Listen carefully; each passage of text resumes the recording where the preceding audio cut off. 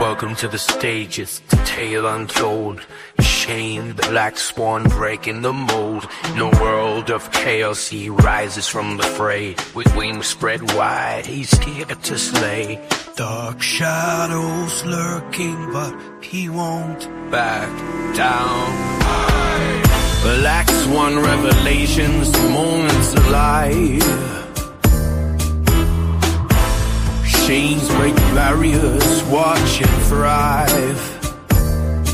In this kingdom of dreams, we're brave, dare to fly. The black swan's the limit, reach out to the sky.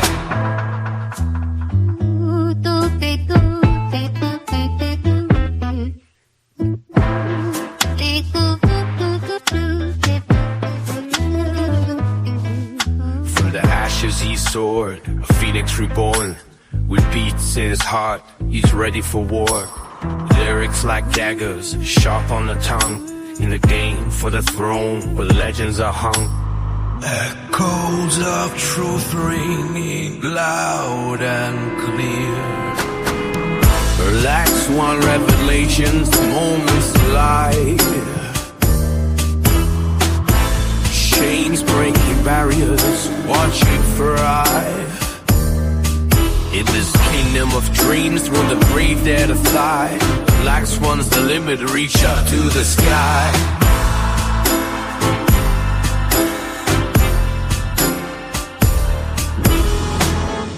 So welcome to the show.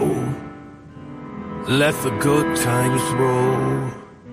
With Shane as the black swan, we're free, we're whole.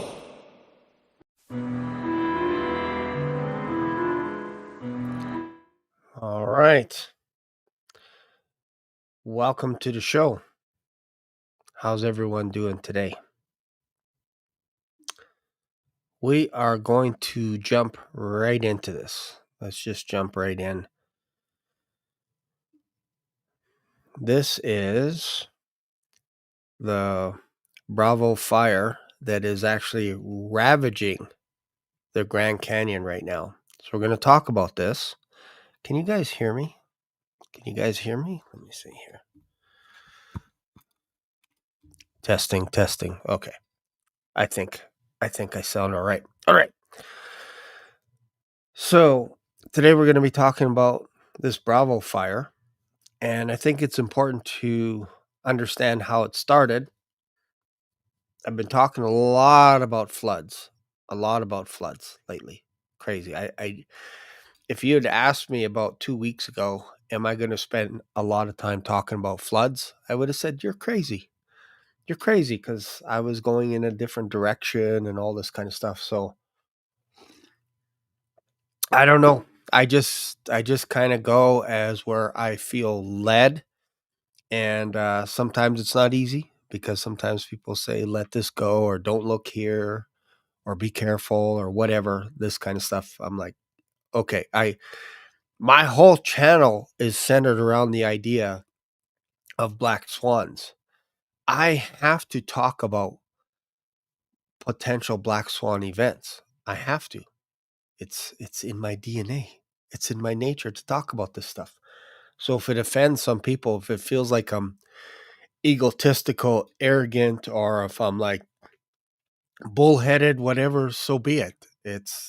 I'm trying to document all this stuff, because I know what happens.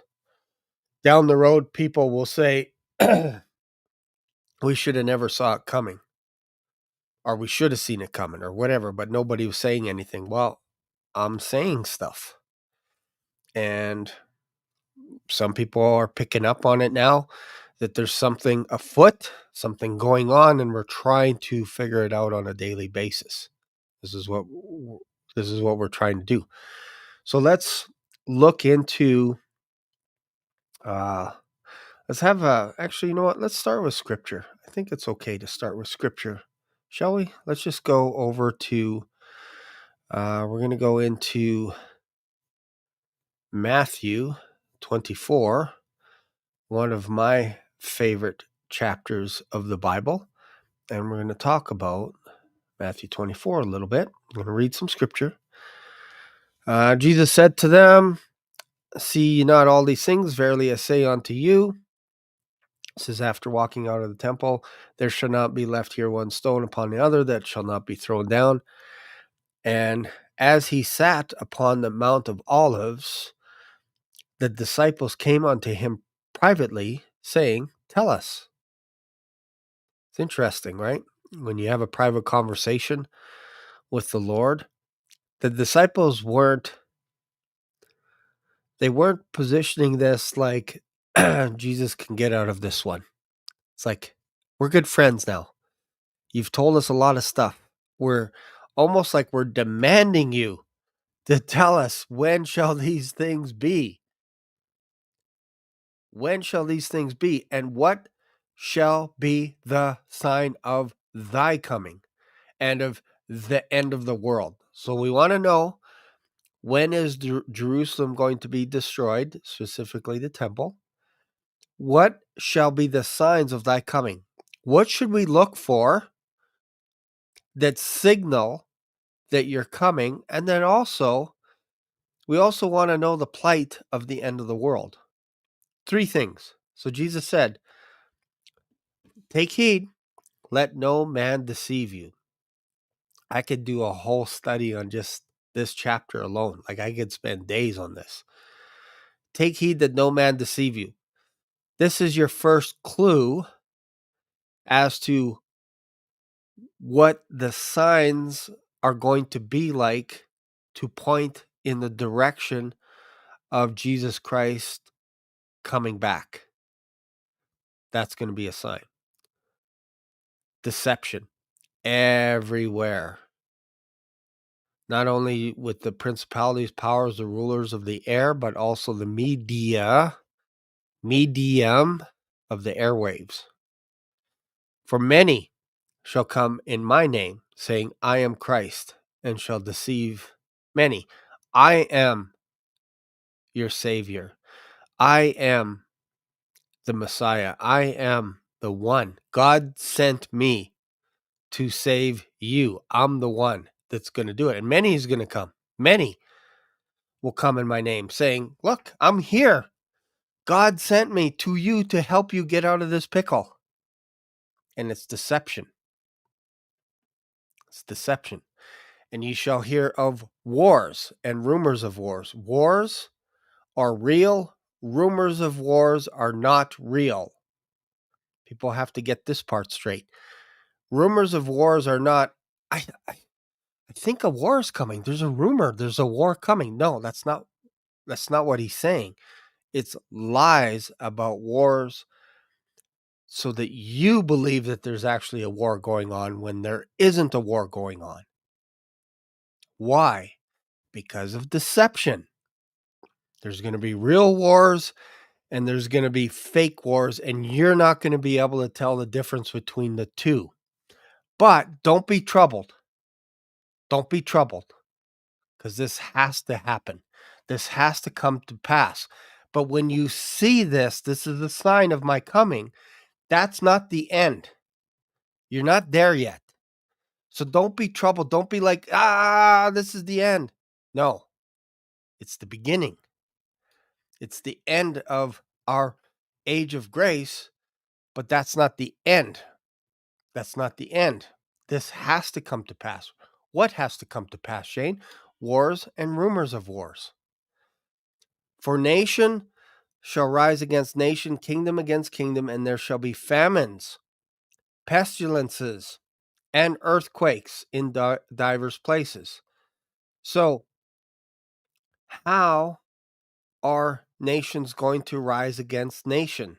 As in internally, kingdom against kingdom. How shall this happen?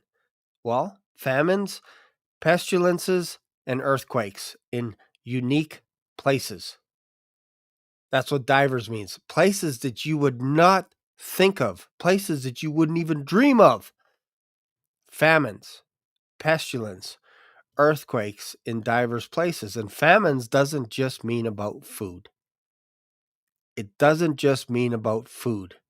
It also means the word of God. A famine could actually be placed upon a nation regarding the word of God. Pestilence, diseases, also angels taking their position and doing things that they know better not to do. Evil angels going outside of their boundaries. Rebellion. That's pestilence. Pestilence. Earthquakes in diverse places. Again, earthquakes that you think there's no way this place can have an earthquake. We experienced that yesterday. Although, granted, most people would say Alaska would be the first place to have an earthquake. So would California. They're waiting for these places to fall into the ocean. But in this situation, it's going to be all this stuff, famines, pestilence, nations rising against nation, nation against nation, kingdom against kingdom. This is going to happen in diverse places, meaning these are like black swans. You're not going to see it coming, but Jesus is saying, look, it's coming, but you're not going to know when, where, how, why. Just know it's coming. But this is the beginnings, plural, of sorrows. And they shall deliver you up, and you shall be afflicted, shall kill you, you shall be hated of all nations for my name's sake. Remember, they're coming in my name. They're saying, I'm here on behalf of God, and they're going to hate you for my name's sake.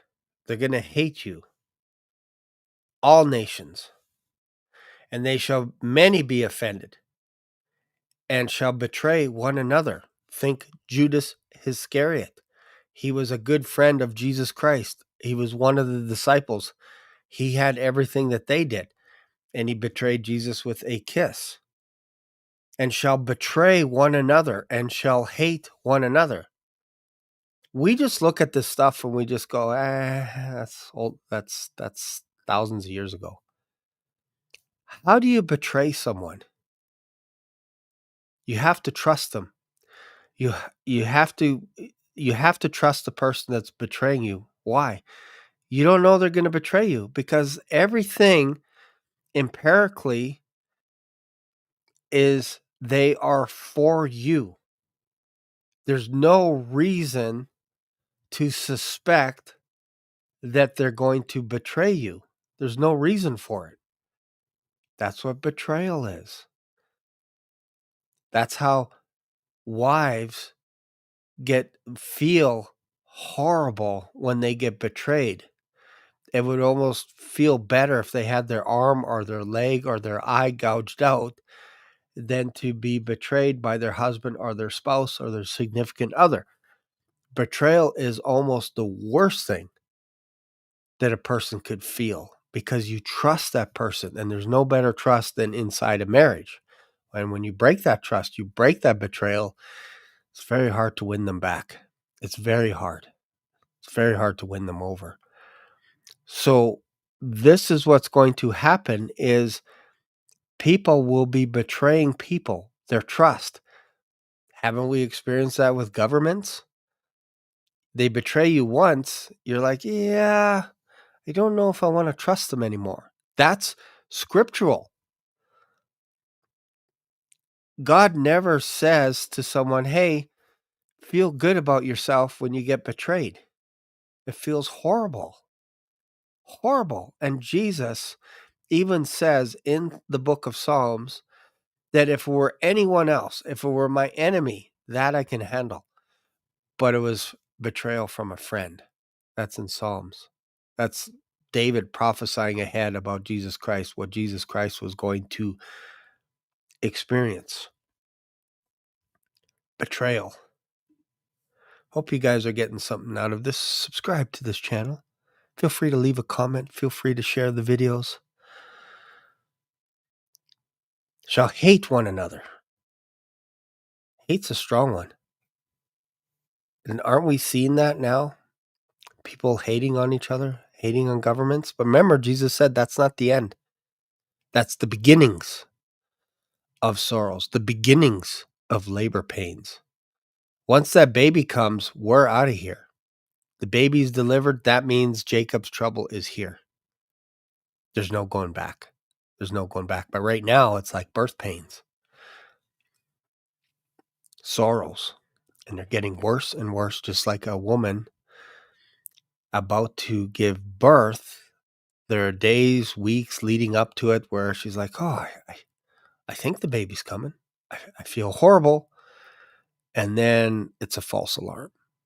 And then the next day, oh, yeah, for sure. And the husband's even getting the car ready. And it's like, and it's like, nope. This is where we're at. False labor pains. But when that water breaks, that is the beginning of Jacob's trouble. Why? Because there's no going back. You don't go back after the water breaks. You don't put the baby back into the womb after the baby comes out, after the baby is born. We're not there yet. The baby isn't born. What is the baby? The baby is the beginning of Jacob's trouble. Once the woman in travail gives birth to that, it's the baby's there. And then after that's over, she feels good about herself. It's like, oh, it's over. Look how precious this child is. Oh, that's at the end of Jacob's trouble. They will feel good about themselves because they will turn to God, meaning Israel. They will return to him. And it's over. He's going to wipe every tear, everything. It's over. I'm not going to punish you again like I did before. It's over. But we're not there yet. Because iniquity shall abound, the love of many shall wax cold. So as more iniquity abounds, gets worse and worse, the love of many shall wax cold. People are just going to not feel anything after a while. But he that shall endure unto the end, the same shall be saved. What does that mean, endure unto the end? Well, he said the end isn't here yet. So if you can endure unto the end, until the end starts, not the end of the end, endure until the end, until the beginning of the end. If you can endure, you will be saved. From what? From all the wrath that's about to come upon the earth. You can't endure after it's all over. There's nothing to endure. It's over. Look it up in Greek, in Hebrew, in Latin, in Swahili. End is end. But Jesus says that's not the end yet. What you're experiencing are sorrows upon sorrows, and they get worse and worse. Labor pains. And then the end comes. So if you endure until the end, post-tribbers will say, see right there, that's at the end. We're going to get raptured at the end. No. Endurance is till the end, until the end comes.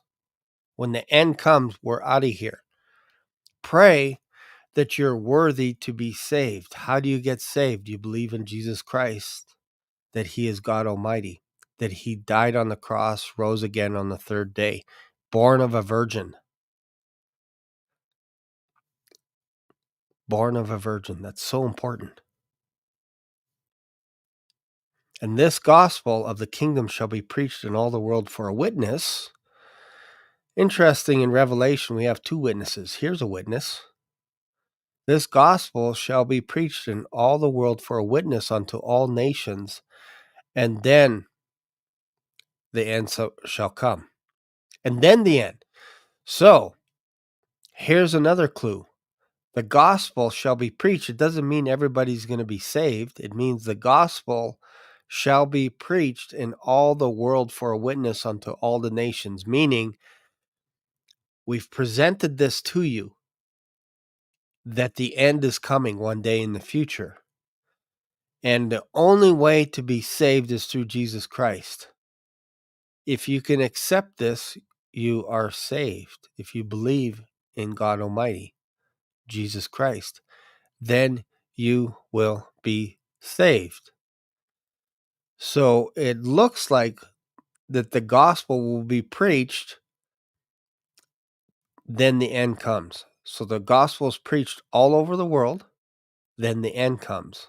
And then a different gospel is going to be preached. by an angel. And that gospel is a little bit different. It's a little bit different. You see a little bit different sermons, as in whoever takes the mark moving forward, your destiny is the lake of fire. So do not take the mark of the beast, whatever that is. Still lots of debate. I think it has something to do with AI. Taking the mark of the beast. We'll talk about that later. Let's see. When ye therefore shall see the abomination of desolation spoken of by Daniel the prophet stand in the holy place, whoso readeth, let him understand. So it's interesting that this is written to people that are in this time frame, specifically verse 15. So if you're reading this and you see the abomination of desolation that was spoken of by Daniel the prophet, and many people believe this is when the third temple is being built, when you see the abomination of desolation show up, okay, you're reading this, then flee. Flee. Let them which be in Judah flee to the mountains. So there's your hint. All those that are reading this, if you're in Judah, flee. Get out of there. Let him which is on the housetop not come down to take anything out of his house. Isn't it interesting with the floods that we have now, specifically in Kerr, New Jersey, New York, all these areas, all these states, New Mexico, that people flee to the housetops and they get rescued. If they go back in the house, there's a good chance that they're going to drown. There's a good chance that if they go back into the field that's flooded, they're not going to make it. You'll see videos and photographs of campers that have left their bags and their clothes in the cabins because the cabins are being washed away. I think there's hints here about floods. Woe unto them that are with child, and to them that give suck in those days. What does this mean?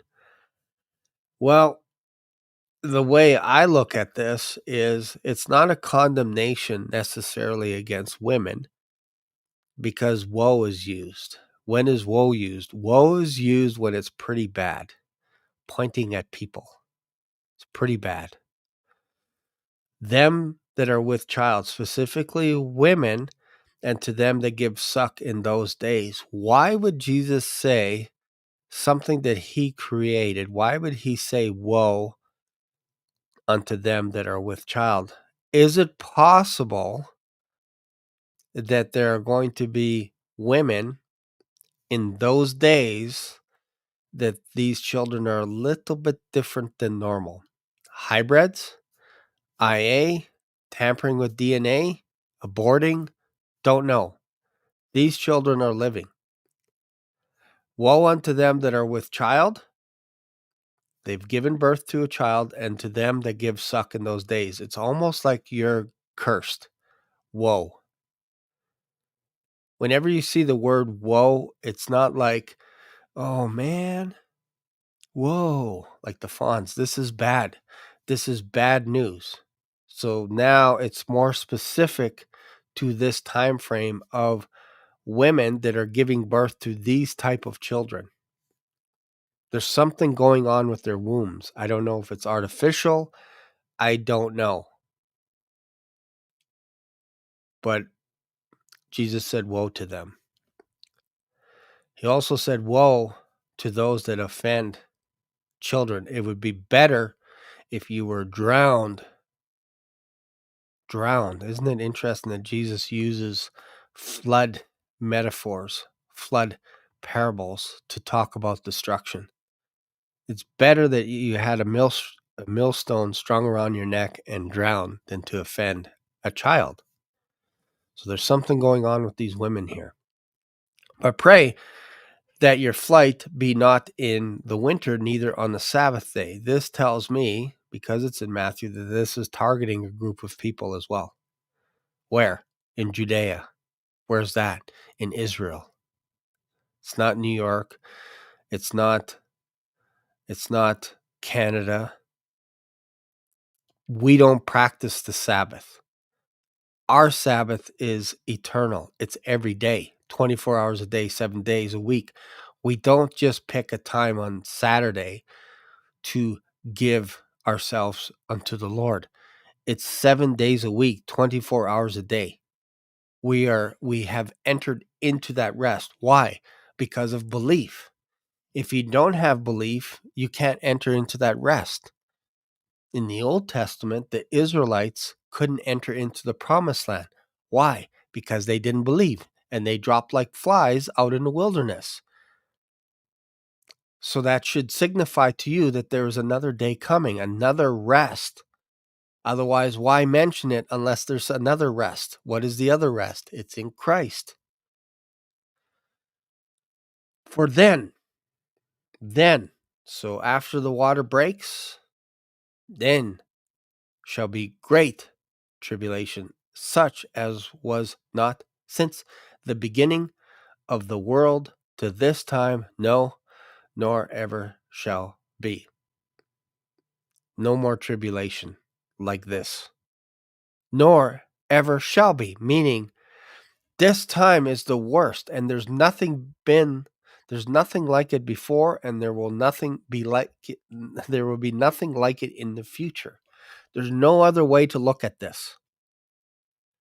And except those days should be shortened, which we know it's 7 years max. Max. There should no flesh be saved. It's going to get so bad, the population's going to be so reduced that if Jesus Christ didn't come at the end of Jacob's trouble, there would be no flesh saved. That means the whole planet is on the verge of extinction, meaning there might be like one person for every square mile on the planet left, or miles, that they just go days without finding anyone. It's good. Men are going to be more precious than silver, meaning there's not going to be a lot of us around. Men are going to be rare. Human men, rare. Except those days should be shortened. There should be no flesh. There should no flesh be saved, but for the elect's sake, those days shall be shortened. Who's the elect's sake? Well, we know there's 144,000 Jews that are sealed. And if Jesus doesn't come back, Israel's gone, wiped off the map, extinct. But for the elect's sake, Jesus is coming back. Why? Because his promise is not to allow Israel to be destroyed no matter what. That's his promise, that God cannot lie, so Israel's not going to be destroyed. But that doesn't mean they're going to come pretty darn close, that they're not going to come darn close. That doesn't mean that most of the population of the world isn't going to be destroyed. Then, in this time frame, we're now entered into Jacob's trouble. Then, if any man shall say to you, Lo, here is Christ, look, he's over here, or believe it not, for there shall arise false Christs, false messiahs, false prophets, people that are like, hey, this isn't so bad. Look around. It's not bad. It's peaceful. And shall show great signs and wonders. Where? In the heavens. All over. Miracles. You're going to be seeing crazy things that you're going to be like, that's impossible in the skies. And so much that if it were possible, it's not possible because we're not there, but if it was possible, the very elect shall deceive the very elect. The very elect. Meaning the ones that really know what's going on, they're close to being deceived, but because they read scripture, they know it's coming. But it'll be so bad that if it were possible, they shall deceive the very elect. Like, that's how bad it's going to be. You won't be able to tell real from unreal. And Jesus said, look, behold, I've told you before. I told you before. That is God's DNA. He tells you before it happens, not after it happens. So many of these meteorologists and weather people and news anchors and everything are telling you stuff afterwards. God's telling you before. Behold, I've told you before. Wherefore, if they shall say to you, behold, he's in the desert. Isn't it interesting that we could be living in our desert in our own region of the planet? For example, North America. Lots of desert regions. It could get worse. Jesus says, behold, he is in the desert. If you don't think Kerr could become a desert region, I don't know. The whole county could become desert. Why? Because they're getting washed out. They're getting constantly flooded and the trees are being destroyed. Everything is going in that area. It's going to be hard to rebuild this, especially if, let's just say, we're around to next year. The flood gets even worse. And instead of 30-foot waves, you get 50 feet or 100-foot waves. Why? Because there's nothing left to absorb the water anymore. It could become a desert. Okay, verse 26. Wherefore, if they shall say unto you, behold, he's in the desert, go not forth. Behold, he is in the secret chambers. Believe it or not. Believe it not. Not believe it or not. Believe it not. So, deserts. This is how you know that you are now in the middle of Jacob's trouble. Deserts everywhere. Secret chambers. Strongholds under the ground, under the rocks. Hey, come hide here. It's safer here. This is what people will be saying in this time frame. For as lightning cometh out of the east and shineth even in the west, so also shall the coming of the Son of Man be. It's going to happen quick, fast, just like lightning. You see one side, then you see the other. That's how fast this is going to come upon those that are left behind. It's going to happen. As soon as you see the lightning, it's like, man, look at how fast that lightning was. I can't tell when it's coming. I can't tell where it's going. I just saw it. It flickered. That's how fast this time of sorrow is going to be coming. It's going to sneak up on you. Bam. Because we're leading to it, and people are like, no, that's down the road. That's years, 20, 30, 40 years. Don't worry about it. Nothing to see here. And then, bam, it's here. For wherever the carcass is, there will the eagles be gathered together. That's kind of interesting as well. I've pondered a long time on that, where the carcass is. There's lots of typology, if you will, of banquets, of judgment at banquet tables, where God will say things like, call all the fowls of the air to eat. Here's my buffet table. Here's my banquet. Meaning judgment is now here on this nation. And because there's so much carcasses, that these fowls will come and eat their flesh.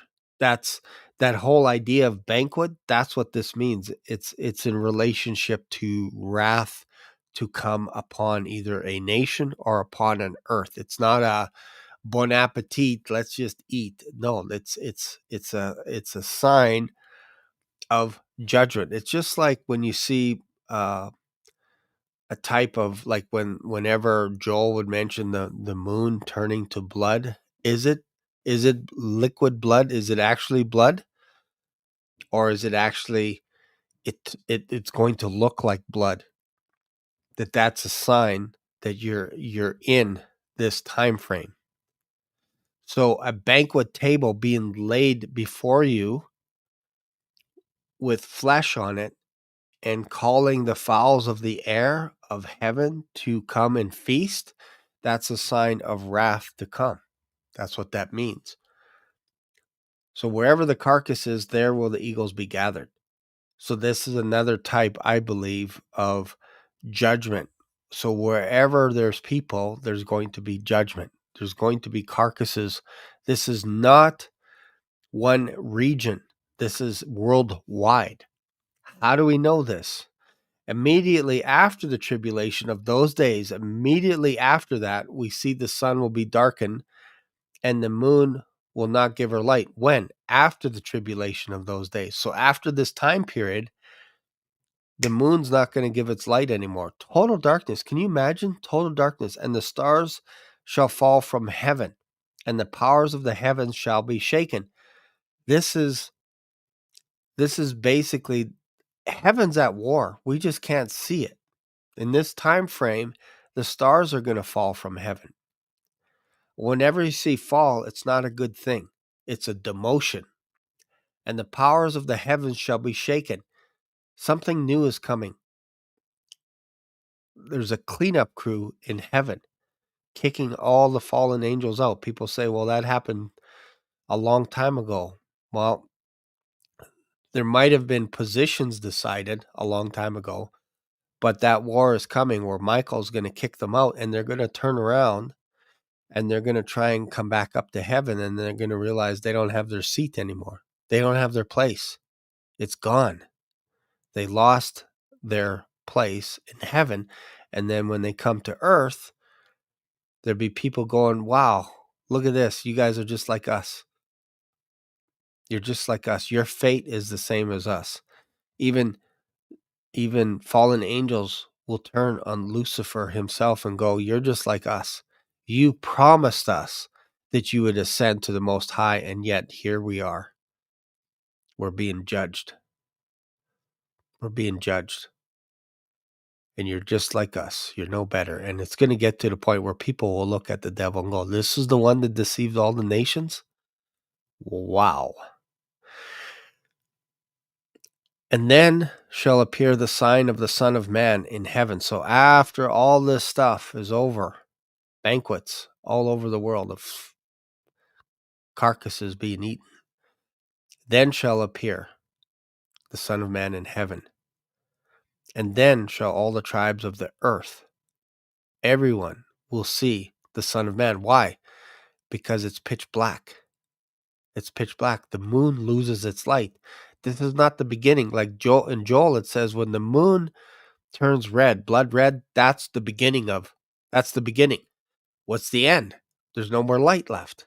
Why? So everybody can look up and see Jesus Christ coming in the clouds of heaven, which I believe is all of us, angels, and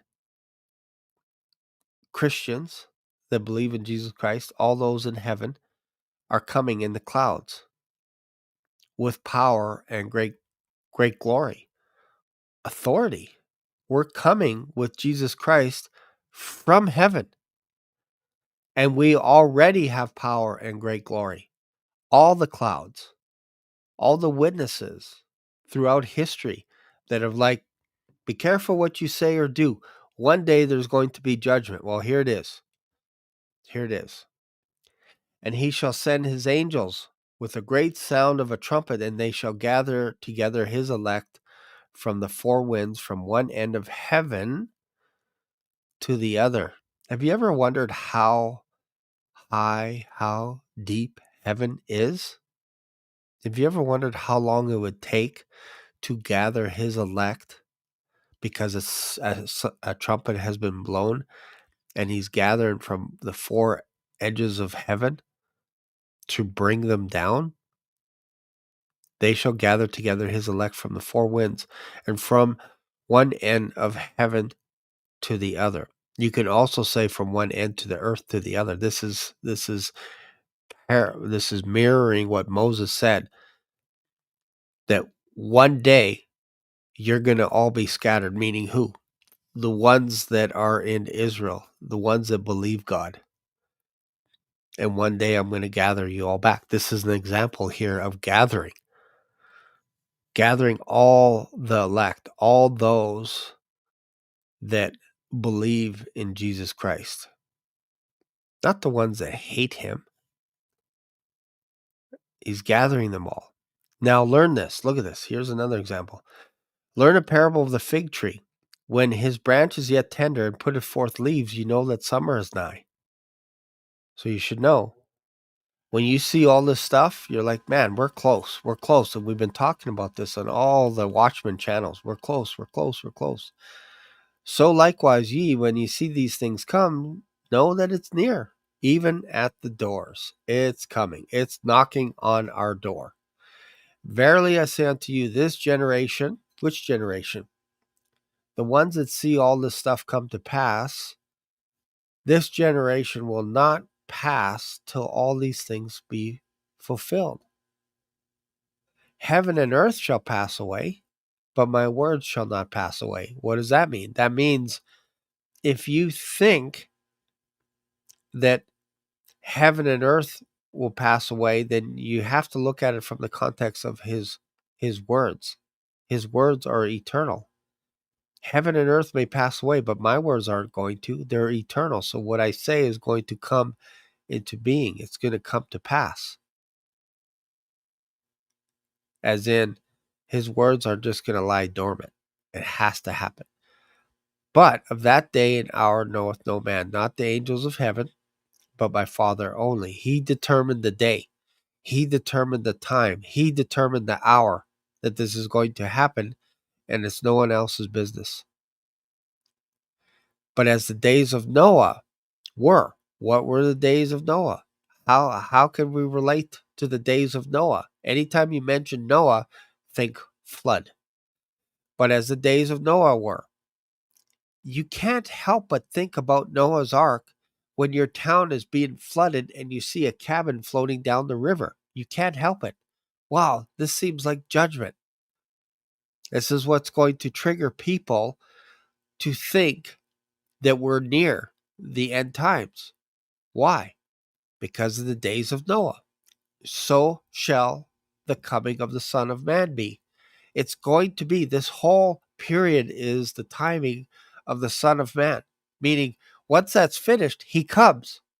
So you have to have it mirror or look like the days of Noah. They were marrying, they were giving in marriage until the day that Noah entered into the ark. You can't tell me that there weren't people planning on having a wedding on July 5th in all the regions surrounding Kerr County. You can't tell me there isn't one family that a year or 2 years before, when they got together and said, we're engaged, when do you want to do it? Let's do it July long weekend because it's a long weekend. Let's do it on Saturday, July 5th. Would you like to get married on that day? Awesome. We could gather all of our families together. We could plan it. We could book it. We'll book flights, all kinds of stuff. Not knowing that area was going to be flooded. You can't tell me there's people living in New Jersey that weren't planning weddings over the summer from June all the way till November. What am I trying to say? I'm trying to say that we're approaching the days of Noah, that it looks like wherever you look, it looks like we're back into that time frame of the days of Noah. We're not there. We're not back there. But you can't help but look at it and go, wow, this kind of reminds me of the flood. Oh, isn't that interesting that Jesus said it will be like that? What? Drinking, eating, drinking, marrying. What do you think people were doing on July 4th in Kerr County? Eating, drinking, marrying, and giving in marriage until Noah entered into the ark, meaning the flood came that night, shortly after midnight. Isn't that interesting? 12:30 a.m. Warnings. People will be harmed. The flood is imminent. 30 feet. I find that number interesting that they kept saying 30. When the floods came, upon the whole earth. It flooded 30 cubits above the highest mountain, 30 cubits above. And people were on and on saying in Kerr that these floods came in like in 45 minutes. And it was like as high as 30 feet, sometimes 35, 36 feet. Why am I saying all this stuff? It is a reminder that this is coming, that judgment is coming, that Jacob's trouble is coming. Jesus is saying, look, when you look at the sun, you can tell all this stuff, but you can't even see what's happening around you. You're not even aware of what time you're in. You have no idea where you're at. Knew not until the flood came and took them all away. What does took mean? It means it happened against their will. They were washed away. So shall also the coming of the Son of Man. I have a cable guy coming to my house. I have to keep an eye on that. Forgot about that guy. I might have to close this abruptly, so I'll try and wrap this up. We didn't get into the fire. Man, so much. I can go all day. Hope you guys are getting something out of this. I wasn't planning on talking about Matthew 24. That's how I believe the Spirit moves. Is you just be willing to speak and talk and teach and share. Knew not until the flood came and took them all away. So they didn't know until the flood came. They didn't know. In the days of Noah, they had no idea that the whole world was going to experience a deluge, a flood, until it came. There was no empirical data that said this black swan was coming for them. They could show Noah and say, look, we've never had a worldwide, since Adam, we've never had a worldwide flood. It's never happened before. So Noah, you cray. You're crazy, man, for building an ark. And every time he hit a nail into the ark, he's preaching. He's preaching. What's he preaching? He's preaching the end of the world as they do it. And knew not until the flood came and took them all away. So shall also the coming of the Son of Man be. The coming. So this is your hint that what was happening there is going to happen here. Lots of floods. Floods everywhere. Floods all over the world. But that's not how the world is going to be destroyed. The world's going to be destroyed by fire. So how do you get the fire? Well, that might be another video. That might be part 2. Because we got lots. We're just scratching the surface. 2 shall be in the field, 1 shall be taken, the other left. What are we talking about here? Well, in Kerr County, the owner of Camp Mystic was trying to put some people up in a tree. There was 2 of them. He was helping a person in a tree, and he got washed away. People witnessed it. 2 in the field, 1 gets washed away. 1 shall be taken away. How? The took is related to the flood, and knew not until the flood came and took them all away. So shall the coming of the Son of Man be. Then 2 shall be in the field. 1 shall be taken, the other left. 2 women grinding in the mill. 1 shall be taken, the other left. Watch therefore, for ye know not what hour your Lord doth come.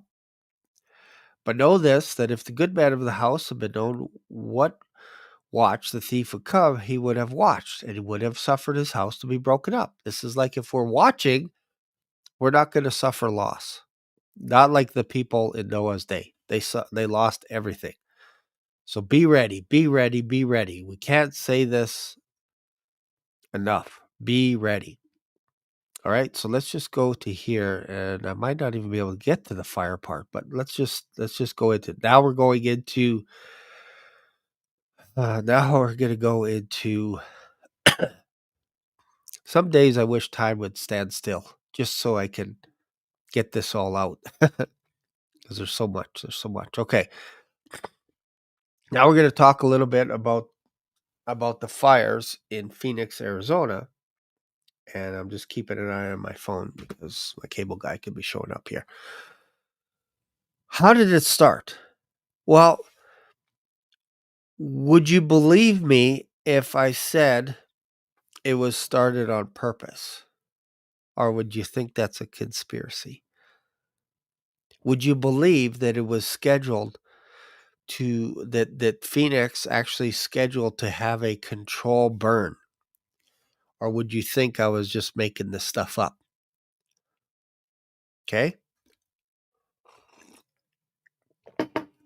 What I'm proposing to you is that the authorities in Phoenix, the authorities in Arizona had a plan to do what is called a control burn because they're in the practice of cleaning up dead debris, all this kind of stuff. And they're like, you know what? There's a region here that we're going to clean up that's kind of hard to get to, but we're going to clean it up and we're going to control it. And we actually have it scheduled. And then wouldn't you know it, lightning hit that exact spot that they wanted to do a control burn. So now you can say it was just coincidence that lightning happened in that area, or you could say they started it on purpose, not to be malicious, but because it was scheduled on their calendar that they're going to do a control burn. Now, some people will say, some that have authority will say, no, this was caused by lightning, but we just watched it burn. And others will say, no, we caused it and we watched it burn. So whichever camp you're in, they were watching it burn. And it was tiny. It was teeny weeny. It would be like the size not even of this house burning, and they let it burn. They watched it burn, and it got out of control. I remember a few years back when I was a youngster, I was working at a ranch called Circle Square Ranch. And I remember we had to do control burns along the river. There's just a little tiny river, a little creek. And I remember we lit one area with just a propane tank, and we just lit up the grass a little bit. And I was like, ooh, it's only like a couple of feet, and I'm stomping on it. And I'm like, oh man, this is like if there was ever a gust of wind, this would get out of control. Wouldn't you know it? A gust of wind showed up, and then it started to spread. And all of a sudden it was 3 feet, 6 feet, 10 feet, 18, 20, 30 feet in seconds. And I'm like, oh my goodness, I'm going to burn this whole place down. And that's not how it started. And it went to the river and creek and burnt out. Thank God for the creek. The wind blew it in that direction. If it blew it in the other way, there was a forest that was dead. There was no life in the forest. That whole area would have went up just because of something silly of doing a little control burn. I'm telling you, this stuff, if you don't know how to manage it, it could just go crazy. So, yeah, you want to talk about blue beams conspiracy stuff? Huh, crazy. All right. So, don't believe me. Let's see what they think happened to the fire and how it got started and all this kind of stuff. I hope you guys are getting something out of this. I really do. I'm getting something out of this. I enjoy this. I'm enjoying myself. If no one else, give me a little thumbs up, comment, whatever. Just let me know you're live. Let me know you're breathing, that you're picking up what I'm laying down. All right. Let's watch this video. Here's the progression. Look at this. Dragon Bravo Firestar. I'm not going to read the whole thing. I want you guys to read this, but Dragon Bravo fire started July 4th and grew slowly until July 11th, When the fire exploded, see how the fire grew. Okay, let's watch.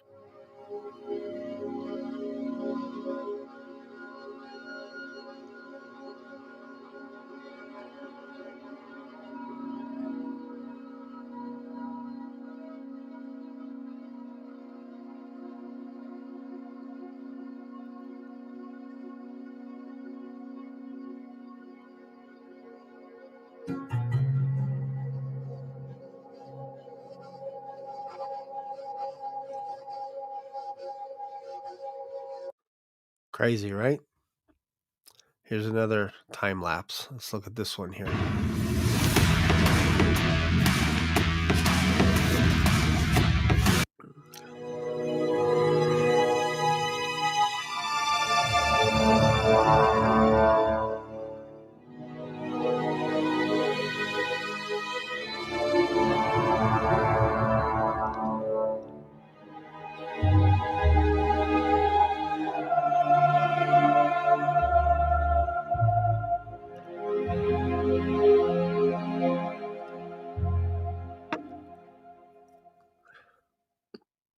Horrible. Horrible. All right. Okay. So my point is they knew, but we're got to build this up a little bit. We got to build this up. This was a controlled fire. This was controlled. That got out of control. They were wanting to start this on purpose with the idea that, hey, we can control this. We can control it. All right, so let's go here.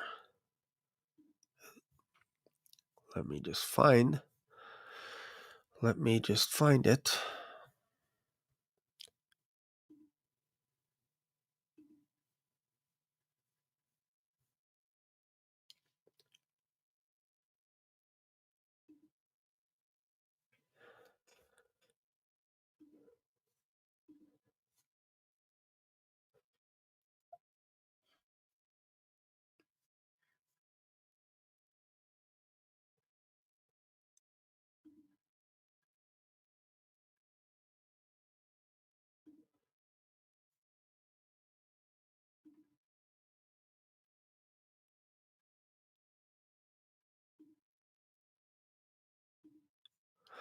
All right. Let's see here. Is it still on? I had a huge glitch. All right. Okay. Let's see. You notice flickering. Okay, let's go back. I don't know what happened there. My computer just went funky here. So let's try again. See if we can. I wanted to play this other clip. I don't know what happened to my computer for a second here, but let's just see. All right, let's go. Let's see. Yeah, this one here. This is a good one.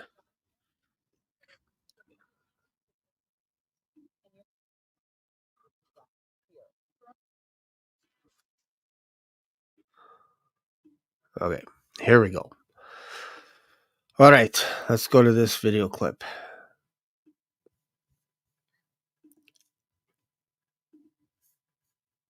It's been 10 days since the Dragon Bravo fire was first reported in the Kaibab National Forest, next to the Grand Canyon National Park.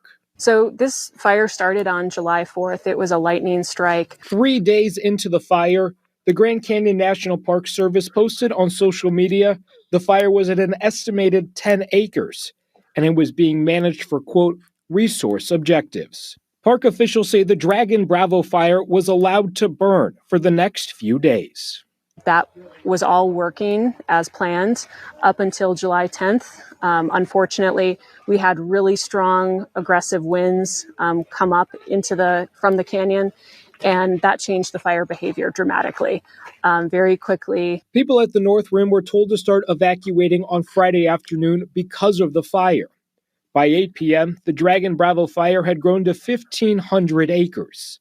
Then, on Saturday afternoon, the North Rim Water Treatment Facility caught fire, causing a chlorine gas leak, forcing firefighters to evacuate and ground any air support. All we saw was billowing clouds of smoke, and the apprehension started to build. President of the Grand Canyon Historical Society, Tom Sulpizio, was at the South Rim on Saturday.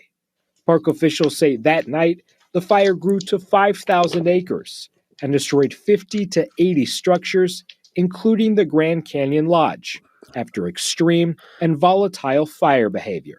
Everyone was apprehensive because they knew this was going to likely impact the park for weeks, if not months to come. Now we know it'll probably impact the park for years to come. Saturday evening was the first time Grand Canyon National Park Service posted that they were under a full fire suppression strategy.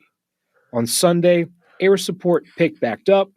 Now, nearly 300 people have been assigned specifically to the fire, and a new team took over command this morning, leading an aggressive full suppression strategy. The complex incident management team was able to take over for this fire, and they have the requisite resources to appropriately manage and really the personnel as well. And while there's certainly a lot of questions about the response, questions we'll continue to ask over the coming days and weeks, the priority for firefighters tonight, tomorrow, and in the near future is putting out this Dragon Bravo fire. All right. I'm going to play another video clip so you get a little bit of a sense that they wanted to control it and it got out of control. It's almost like it came to life. Weird, right? And I've never heard of a fire being called Dragon. Like, why would you call it Dragon? Dragon Bravo. And now they have a special team to manage it. So before they were doing it for research purposes, like years to come, they're going to be fixing this. That should tell you that they have a plan. They're trying to geoengineer the entire state of Phoenix, or the entire state of Arizona, I should say. They're doing it with New Mexico. They're going to do it with California. They're going to do it with Texas. That's the plan. That's the big 50,000-foot view. It doesn't happen overnight, but you could tell it's heartbreaking when this stuff starts on purpose. That's the heartbreaking stuff. That man is willing to go to no end, no length. No length. That doesn't even make any sense. There is no place that he is not willing to go in order to commit some of these heinous crimes on the earth. Like I'm telling you, it's crazy stuff. It's crazy. And there's so many images in the Bible, especially the New Testament, talking about the world burning up. Floods, pestilence, all kinds of stuff. We're starting to see these birth pains. Why Texas is a question. That is a good question. These are the good questions. These are the hard questions. Why Texas? Why New Mexico? Why California? Why Nevada? Why Arizona? Those are questions that we have to ask. But you guys are being hammered hard. And I think a lot of it feels like it's man-made. Is it judgment? Could God use people to judge? Yes. He's done it with Babylon. He did it with the Syrians. They carried away, almost like a flood, the 10 northern tribes of Israel. The Syrians carried them away and they dispersed. Just like in a flood, you can't find them. God knows who Joseph is, though. He remembers. He knows who his people are. But what I'm saying is, Israel got mad at God because he's like, look, you're using a wicked nation to judge us. Babylon's coming, and you're telling us to move there for 70 years. We refuse that. We don't accept your call, your judgment here. We don't accept it. We're going to Egypt, and we're going to make a covenant with death with them. And God said, I disannul your covenant with death. I don't agree with it. In fact, I'm going to hunt you down in Egypt and destroy you if you go there. Don't go there. Go to Babylon. They're like, no, it's weird that you're using an unrighteous nation like us, like ourselves. You're using an imperfect nation to judge us. What gives, Lord? You're not being equal. You're not being fair. And yet God said to Abraham, the sins haven't reached the top, the tippity top with the Amorites in the land of Canaan. But in 400 years, I'm going to judge that nation. How? By using you. by using the Israelites that are going to come out of your loins in the future. They're going to come out of Egypt, and they're going to remove the wicked people from Canaan. And it's not because Israel was righteous or perfect. It was because God was righteous and perfect. He had a plan. And this is how it works on earth, is he uses other nations to destroy other nations. So right now, to say that God can't use people to start fires, to start man-made floods, is not biblical. They may think they're doing it and nobody's knowing, but God knows everything. He's allowing it to happen. Why? Because we rejected him for years. And now we're asking, why isn't God helping us out?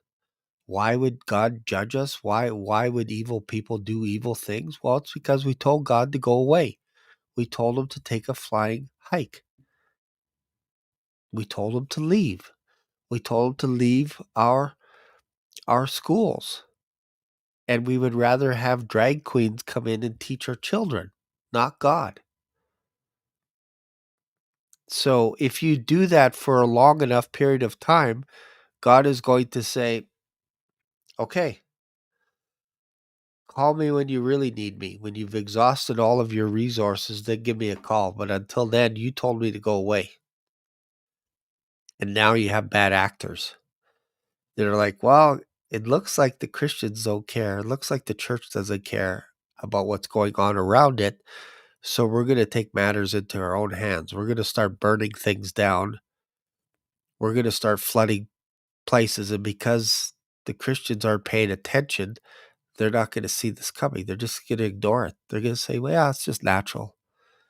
And there are bad actors all over America that are taking over, and we're just going, yeah, that seems reasonable what you guys are doing. Yeah, burn down our national park on purpose, right before our eyes, and they're telling us that that's what they're doing.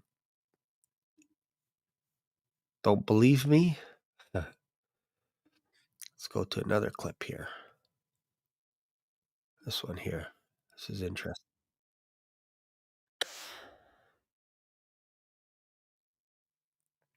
Oh, this is interesting. Maybe I should just show this. This is because I've been talking about weather, like cloud seeding and all this kind of stuff. Look at the commercial that I'm getting on my channel. This is here in Alberta. So I get commercials like this. Look at this. I think this, or is this just business? I don't know. Delays and losses. MEDX Claims changes that. One source, real precision, no more guessing. Our Euro 1K and now US 1K weather models pick up storms down to street level. We're talking hail, wind gusts, and lightning strikes, all verified in seconds. And for businesses, it's a big deal. Verify weather-related claims easily and quickly, thus saving you valuable time. Then strategize your response and plan more effectively. Verification doesn't have to be a drain. MEDX Claims lets you confirm events instantly, cutting fraud and overhead by up to 30%. No more back and forth. With hyper-local data, your decision. It's crazy, eh? So the insurance companies are making tons of money off of disasters. They're making tons of money off of it. Because now, if you have a disaster coming, you can be like, oh man, we need protection. We need insurance now. We should get insurance because Joe down the street got hit with hailstones that are this big, that were most likely could be caused by insurance companies paying cloud seeding organizations to make more hail, not less. Not less. So the insurance companies will never lose money. Will never lose money. And it's going to get to a point where they're going to have areas that you can't get insured. Meaning, if you move to a neighborhood that is classified as insurable, you can't get insurance for your home because it's been flooded so many times, but you need somewhere to live. And they're like, well, you could live in Kerr County. The homes are really cheap there, but we can't insure you. Why? Because we had 1,000-year floods there. But you could live along the river. You can build a home there if you want, just no insurance. Imagine entire states that there is no insurance, that they will not insure you. Meaning, if your home gets destroyed or your farm or your crops get destroyed, you will be decimated. So you don't want to live there. You want to live into insurable states outside of Texas, New Mexico, Nevada, California. Those will be insurable states. They got to get everybody out of there. You can live there. It's just that you're not going to get resources that you need to help yourself out. This is stuff. This is what they're talking about. It's right underneath our eyes, and we're not paying attention to this stuff. This is how they're going to move people around. Create a fire in the Grand Canyons. Put some containers that have chlorine in them and light those on fire, and then evacuate the place and say, it's not the fires that we're removing you. It's the chlorine in the air. We don't want you guys to collapse. So we need to vacate the entire state of Arizona because it's bad. You guys don't want to live here. It's uninsurable. It's too many fires, too many flash floods. Like, this is what's coming down the road.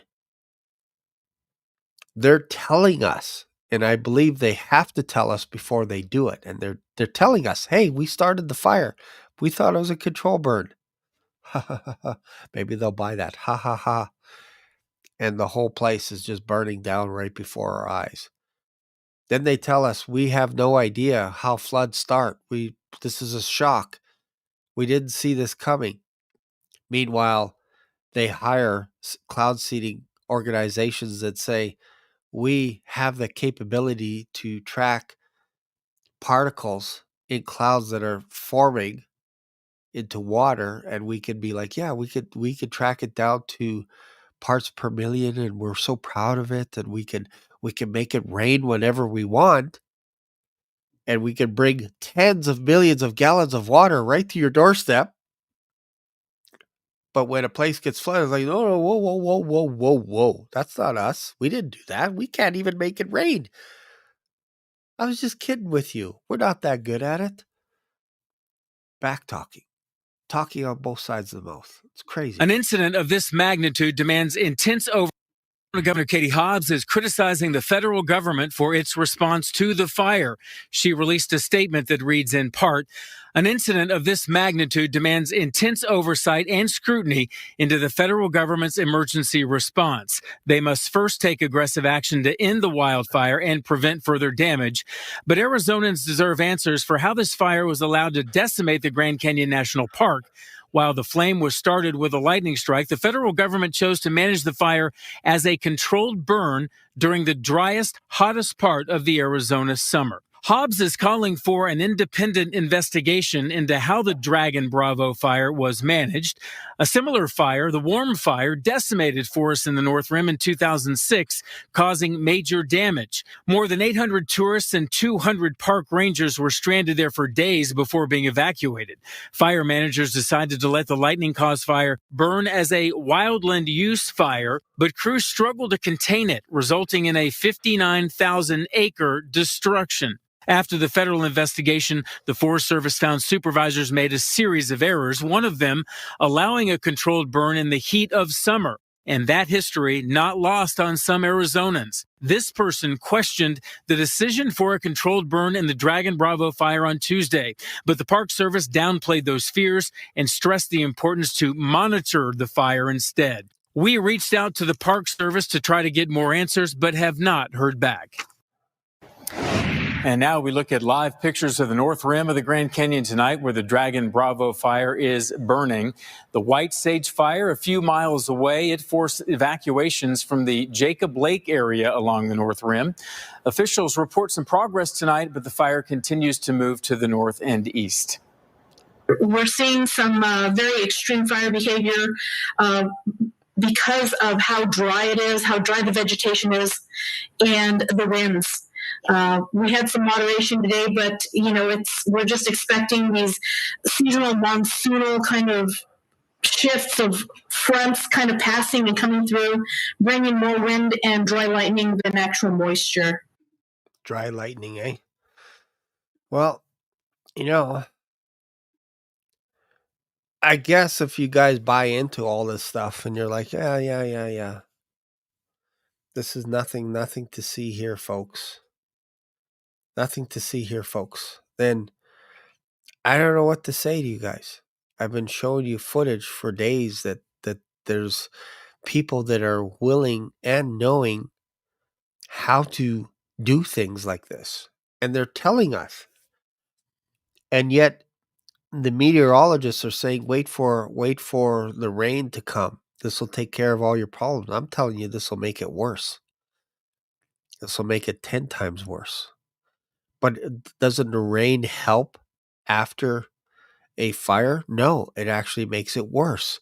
If you have rain after a fire, because of all the ash actually seals the soil. When a forest burns and you pour water on it, there's nowhere for it to go except down into a river or somewhere else. But if your rivers are full, it's going to go towards the towns. And if the towns aren't used to flooding, like flash floods and all this kind of stuff, you're definitely not going to be used to the idea, or you're not going to be comfortable with the idea that because the Grand Canyon had a forest fire, that area is prime for a major flood, which echoes back. Like, people still don't know how the Grand Canyon was formed. I'm pretty confident that Grand Canyon was formed from the original flood back in Noah's day. So now you get a forest fire that's burning down that has a chance to absorb water. That soil's not going to be able to absorb anything. So if you get 1 millimeter of rain, it's a catastrophe. Imagine if that whole area began overflowing. Any of the towns nearby, you're going to have to move and evacuate unless you're on higher ground. But even then, like anybody below that, anybody along the river, they'll just say you can't get insured. Sorry, or you have to pay a premium. Anyways, that's it for today's video. I hope you guys got something out of it today. I'll see you guys. I'm taking off this weekend to my wife's mom's farm in Saskatchewan, in Saskatchewan. And it's so weird. There's hardly any, in this region, there's hardly any Wi-Fi there at all. You'd think with all the satellites out in space covering the whole globe that you think you'd be able to have cell coverage out in the middle of nowhere. No cell coverage. So I have to kind of work ahead a little bit and all this kind of stuff for emails and all that kind of stuff. So, but on Sunday, Derek is going to be leading the charge. He's going to be a guest host for Rev Talk. I hope to have a few guests. I think Bob, just depending on the week and all that. Usually we get the usual suspects, usual guests. So I'm hoping to get a few people on with Derek so that he's not just by himself. But he is the long-winded preacher, so I think he can carry his own. But he is going to be hosting my channel on Sunday afternoon at about 3:30 Mountain Standard Time, 5:30 Eastern. So he's going to be the guest host for Rev 5. So I encourage you guys to support him by showing up and commenting, liking the video, all that kind of stuff. So that's this Sunday coming up at 3:30, and I'll be making a thumbnail so that you guys could click the notification bell, and that way when it happens, you'll be notified and then you can show up. So that's it. That's it for today. Thank you guys. Appreciate you guys. Love you a lot. And I will see you in another video. Bye for now.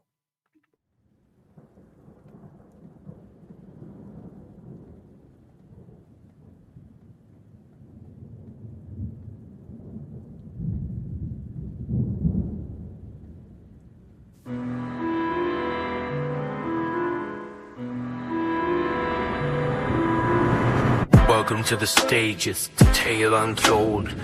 chain, the black swan breaking the mold. In a world of chaos, he rises from the fray. With wings spread wide, he's here to slay. Dark shadows lurking, but he won't back down.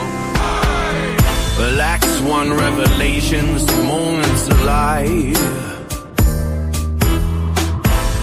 Chains break barriers, watch and thrive. In this kingdom of dreams, we're brave dare to fly. The black swan's the limit, reach up to the sky.